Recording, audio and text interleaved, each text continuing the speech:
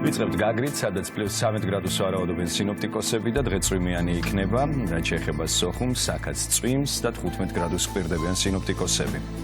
ზუგდიდში არ წვიმს, მაგრამ 16 გრადუსი და მოღრუბლული ამინდი იქნება, მესტიაში 7 გრადუსი იქნება, რაც შეეხება ფოთს, აქ ჰაერით 15 გრადუსამდე გათბება. გადავინაცვლოთ ბათუმში 16 გრადუსი ამბობენ სინოპტიკოსები და მზეც გამოანათებს ეტაპობრივად. ოზურგეთში 17 გრადუსი, თუმცა მოღრუბლულია მთელი დღის განმავლობაში და ქუთაისში 16 გრადუსი და მეტწილად მზიანიც იქნება.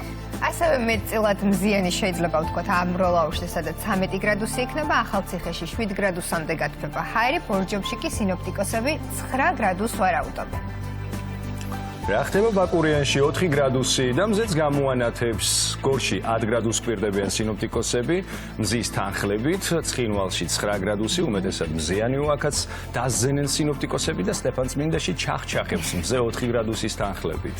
გუდაურშიც ჩახჩახებს მზე ჩემოზურა, თუმცა 0 გრადუსი იქნება, თელავში 13 გრადუსი და მზიანი დღე იქნება, რუსთავში 14 გრადუსს მიაღწევს ჰაერის ტემპერატურა და აქაც ნამდვილად კაშკაშებს მზე. და თბილისში კაშკაშია, მეგობრებო, 13 გრადუსი ტემპერატურის თანხლებით შეგვიძლია დავგეგმოთ ნებისმიერი რამ.